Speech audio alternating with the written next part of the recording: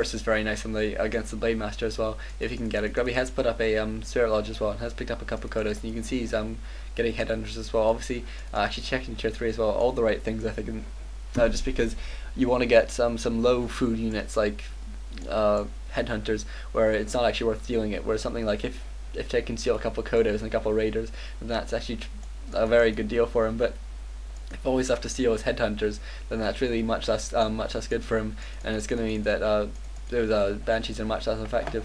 And so obviously it's not too hard to have a couple headhunters in your base as well, especially if you can convert them to berserkers. But with all the sort of tanking afforded by the Torn Chieftain and the Blade Master and all these grunts and the Raiders, having a lot of range units is very viable, and they can be very protected.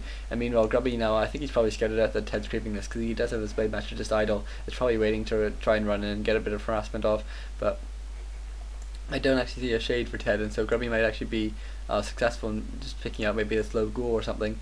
He does pick off the low ghoul, and then tries to pick up the item, but doesn't quite manage to. And Grubby now harassing this one fiend, but it does get frost armored, so will be forced to run away. And now level 3 on the Death Knight, 2 on the Tinker, and I imagine 2 on the Lich.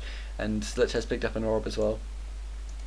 And obviously this is a very gold intensive strategy, because you do have to get an orb, you do have to get a third tier, you do have to get a bunch of different techs and a couple extra buildings and banshees, and really it can cost a lot, and so you do need to play very conservatively with your fiends in the early game, just to make sure that you can actually afford this later on. And meanwhile, some pretty nice items here actually for the Torn Chieftain.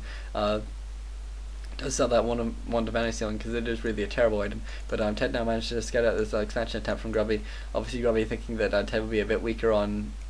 that Peon almost arrived, but a coil there from Ted takes it out. Grubby obviously thinking that Ted, with all his teching, will be a bit weaker in this intermediate portion of the game, and so tries to get an expansion up, but doesn't quite manage to. And so that is going to mean that and that is going to be quite good for Ted. And Grubby has now hit tier 3 now. He's getting all the advantages that it affords. He's getting war drums. He's getting actually still headhunters, but he'll probably get berserkers a bit later. Actually, 51 food. You probably cancel something just to stay out of 51, stay out of upkeep for now. And it does have an orb on his Blade Master as well. And so some pretty nice items there for Grubby. 0-1 upgrades actually for him at this point, and I think it's probably better to avoid the upgrades really against banshees, because really just go for mass units rather than sort of well upgraded units. Obviously the because the sort of banshee can only steal 1 unit, and if it's not sort of 50% of your army, it's only 25% of your army. Obviously is a simplification. It's a bit better off for you, but Ted coming in for a very nice creep jack now. Grubby did pick up a TP a bit earlier, and he might be forced to use it at this point, because he really is terrible positioning at this point.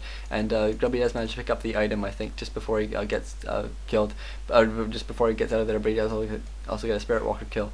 And he does manage to pick up that Berserker as well, so some pretty nice play there by Grubby. Grubby now scanning out that this camp hasn't been expanded to or cramped, and I think that's probably just because he wants to creep there right now. And Torn Chieftain actually picked up a potion of mana as well, so a lot of stomps coming in from Grubby. Obviously stomps cancel on possession, and so that's particularly useful in this situation. And Blade Master, I didn't actually check what the item was. Actually a Robo of the Magi, a very nice item for the Torn Chieftain. Perhaps he could pass. Ooh, it's a bit tricky. Maybe parry up to Vitality or something to the Blade Master, and in order to give that Robe of the Magi. Actually passing +3 intelligence to the Blade Master. It's a bit odd, but so many banshees now from Ted. Very nicely played here. Obviously their master upgraded, and let's give a quick count: 3, 6, 9, 10 banshees here for Ted. And that obviously if that's about as many units as Grubby has, and so if Ted actually could manage to use even half of them successfully, that would completely wipe Grubby out. And so some very, very nice play here by Ted, really managing to macro very well. And I think that's probably because he's been just played very conservatively and not had to spend much on rebuilding fiends, and so he's only had a couple fiends fiend losses all game, and obviously you need a couple fiends, but certainly not too many. And he does also have pretty low experience as a result, but 3-3-3 I think on his heroes, so certainly not too bad, and certainly that's a good time to attack. And Grubby is now tier 3, so obviously can't get a tiny Great Hall, and that's exactly what he's doing now. Ted meanwhile moving away from it, so it doesn't look like he's going to scout it for a while. He does have a couple shades around, but I don't think any of them are actually nearby. And Ted now moving in just do a bit of shopping. Maybe no, he turns his Death Knight around, and so will manage. Actually, getting that Death Knight scouted out. Now in a bit of trouble here, being hit a couple times by that. Blade Master does get ensnared as well, and he does have a TP on that Death Knight. It looks like he might have to use it because he just doesn't have enough health to actually finish the fight. And at 12 hit points, he does have to TP away.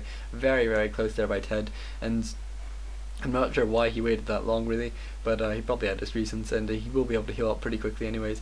And it's pretty nice for Grubby because it's giving that this expansion will stay up for a bit longer. And I think Grubby must have pushed into upkeep by now, and will be at 62 food, and has got reinforced defenses as well. Obviously, lots of magic damage coming out from Ted with so many banshees. Jesus Christ, I'm not sure I've ever seen sort of so many banshees in a pro game. And obviously with them, those two statues following them around as well, they're just gonna be all at full mana really, and that's just gonna be so effective for Ted, because all he needs to do is heal a couple, like a Kodo and a Raider, and then he really has a lot of the effectiveness of the work just already, and it becomes sort of progressively harder for Grubby to stop the possessions.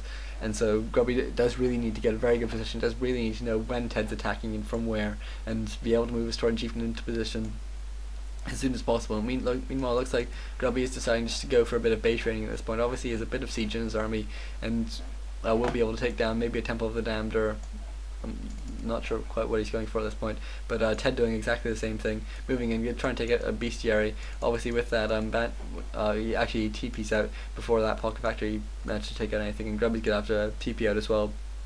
So obviously you don't want to fight an undead base, but I think Grubby took out one ghoul and did a bit of damage to Temple of the Damned, but certainly didn't do too much. And meanwhile, Grubby's expansion has been running this whole time, and looks like Ted must have just scouted it with this shade, and we'll have to see if he has. I think he is making a beeline straight for that expansion, and so I think we will see sort of a full-on fight now, because Grubby's going to want to defend this expansion. Ted at, let's take a look at the food, 69 food for Ted and 70 food for Grubby, so pretty even foods at this point. Ted's going to get some pretty nice, a pretty nice kill actually I think on this Great Hall. Grubby now putting it on a tower, but it's too little too late. He scouts out that Ted's army coming in, and he cancels that tower immediately. Obviously he doesn't want to waste any money in it just being killed, and Ted actually stealing one peon as well. It's something he always seems to do. He likes to get down a Voodoo Lounge. Obviously the healing is pretty nice, and clarities are alright. Obviously you do have some statues, but having a Voodoo Lounge just affords so much more, and also I think speed scrolls would be pretty nice. I'm not sure if I've ever seen Ted using them, but I think it would be pretty nice to get a very nice positioning in. And Grubby now moving in, we're going to try and finish off this Temple of the Damned, and then maybe actually Ted being forced to TP away, and I think that's some pretty nice play there by Grubby, because Grubby knew that Ted would have to TP in, and Grubby now getting caught in a very bad position, but he already has his TP going, and does actually manage to save that low hit point Raider. And meanwhile, this very low hit point Great Hall does get taken down by the Pocket Factory just in time, and so some very nice play there by Ted. Grubby unfortunately didn't believe his peons around close enough to repair them once that army had TP'd out, and so does do that expansion. And Grubby at only 300 food, 300 gold, so won't be able to buy a tiny Great Hall quite yet, and especially considering he's in upkeep. And Grubby actually with one Berserker I think he's forgotten about as well. But certainly he will probably remember that at some point. And Grubby being forced to run away here does actually have Legion Doomhorn, and I didn't mention that earlier, but that aura is going to be very useful for him. Doesn't combined with Endurance Aura is going to mean that Grubby's going to have some very nice positioning power if he needs it. And meanwhile, Grubby forcing Ted to, if he wants to fight, he has to move into this choke point, which while choke points are generally good, against Stomp they're actually not brilliant, because just because obviously Stomp can hit so many units then, and that's exactly what Grubby does. He moves straight in, and he gets a massive Stomp off, stomping so many of Ted's units, and obviously level 5 Stomp, just sort of 5-6 of the time you're stunned, and Grubby obviously with lots of mana capabilities as well, and really managing to do a lot of damage here to Ted. Ted really should get out of this battle. It's really not going too well for him at all. With all the DPS of these Berserkers combined with everything else, really doing a lot of damage, and this one Tinker does take a lot of damage, does try and move back, but does get stomped, does get taken out at the last second there. Very nicely played by Grubby. I think Ted really had the advantage in this game all the way up until this one battle, and he really lost it with some sort of possibly good positioning, but some very good placement of the Torn Chieftain combined with a good amount of ranged damage, which obviously the Orc doesn't generally have, but combined with Kodos and Berserkers and Spirit Walkers really can do a lot of range damage, and so getting caught in the choke point isn't actually as damaging as it can be for a North. And so Grubby, now knowing he has a bit of an advantage, does decide to spend all his economy on putting up another tiny Great Hall, which is actually immediately scouted out by TeD. And this 1 gold mine just finishing up now.